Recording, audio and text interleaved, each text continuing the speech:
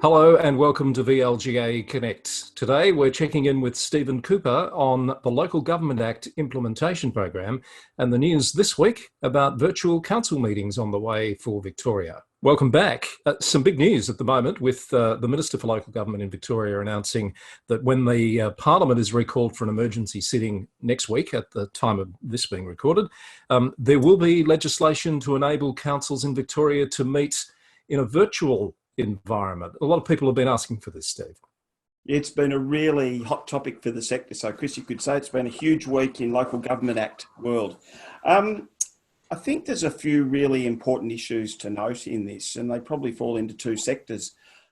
One is we don't at the moment know what the Act will say, except the Minister's made it quite clear that it will be a quite enabling piece of legislation. But really the first step will be for people who are affected to read that legislation carefully and make sure that we still have lawful meetings.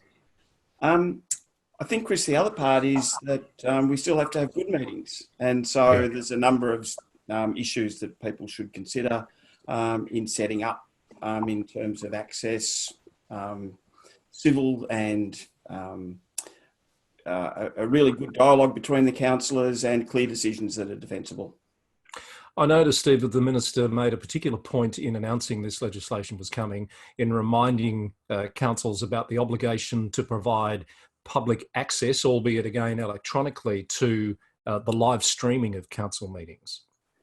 Yes, and it's one that actually falls nicely into those sort of consultation guidelines, doesn't it? Thinking through the key issues about the accessibility, I suppose, the availability of the streaming to people who may not have the best internet connection, for example, or may not be especially literate. How do you make that as simple and as accessible as possible? Steve, question without notice. I'm assuming that the impact of this legislation that's coming would be to provide an option for councils to have their meetings virtually, and that those that can manage the physical distancing requirements and that want to continue to hold their meetings in person would still be able to do so. Is that your understanding? From everything I've read, Chris, that would seem to be the intent, that this should be a means that's available to those councils that can't manage those physical distancing, and that it must be preferred to have meetings with physical attendance. Now, we've talked before about the fact that one council's met in the park outside the council office and a couple of others have met in bigger community venues and actually manage the spacing. There's a subtlety too, Chris, that the current Local Government Act still requires attendance by the community, or that the meetings be open to the public. Yes. Until, while the current Act's in place, whereas the new legislation, the 2020 Act, will actually provide that for security reasons, that's not mandated. However, I agree with you that there should be the option if it's available. Steve, some councils would be in a position of having tested the technology to conduct briefings, budget preparation sessions, etc., and might be better prepared than others to move into this virtual space. What do you think? What's your feel about the sort of support around, guidance on how to actually move into this space for those councils that haven't been there yet? Chris, I know this is an issue that the VLGA are looking at quite closely. Maybe it's something too where local government, we're not necessarily trailblazers, that in the corporate sector and other boards, for example, there has been this sort of technology used. So some benchmarking wouldn't hurt. Certainly, I think that VLGA are looking for feedback from those councils who have some experience about what are good practices. Because it's not a seamless transition for mayors, for example, chairing a face-to-face meeting compared with moving to a virtual meeting. Even in a small Zoom meeting, there are niceties around use of the mute function, how to ask questions. I've just got this tendency to think that using a chat function in writing while a public meeting's going on might not be a great thing. So thinking through all of those issues before kind of leaping into the technology will be really important. Indeed, and when you think about it, there could be a whole range of issues that need to be thought through. But I think it's commendable that the government has made the move to provide the sector with what it's clearly been asking for, because for some it is a real problem achieving that physical quorum. So we might leave that there for now, Steve. I'm sure there'll be more to talk about once we see the legislation next week. In terms of the Local Government Act implementation, we're going to check in with you regularly on what's on the radar. So in terms of those first steps that councils need to be taking, what's the latest from your perspective? Okay, one thing that's in terms of the consultation process for implementation, Chris, the material on the Local Government Victoria website is now a lot clearer. What will happen is that Local Government Victoria will be using a website, engage.vic.gov.au, to host the consultations. Now, the easiest way to get through that is just to Google Local Government Act 2020 and go via, there's a link on that Local Government Victoria website. That means you don't have to use a login to get there. And that really sets out the way that consultation is going to occur, because the advice I got is that the department was committed to face-to-face consultations across the sector, and quite extensive consultations, and clearly with social distancing that can't take place. So there's some really good materials that are as clear as possible at the moment, I suppose, Chris.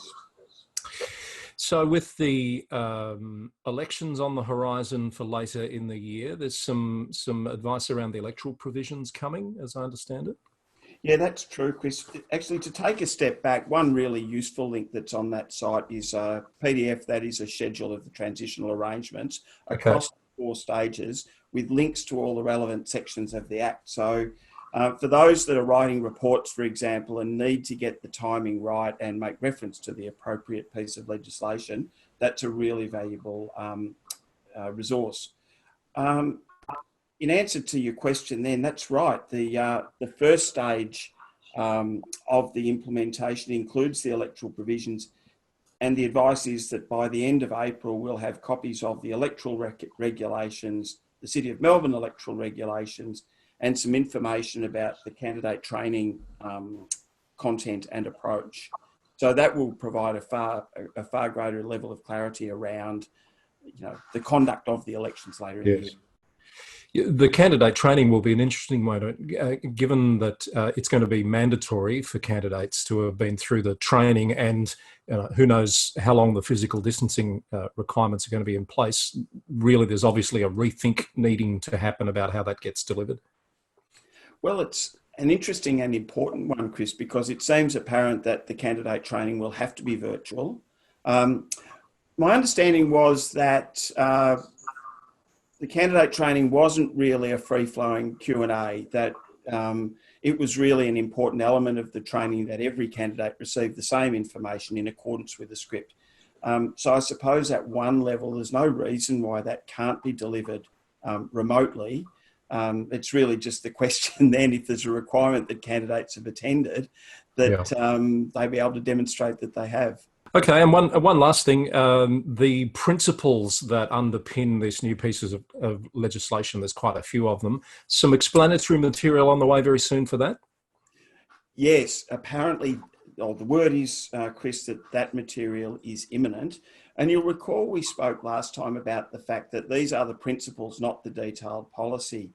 And for anyone involved in implementation, it will be really important to look at these principles at a high level and work out, where does your organisation fit. I think one of the real risks, Chris, is that in an effort to be best, councils might create a rod for their own backs. For example, it's important that we engage, but we can't be, the organisation can't stop to engage on every issue. So engaging well is important.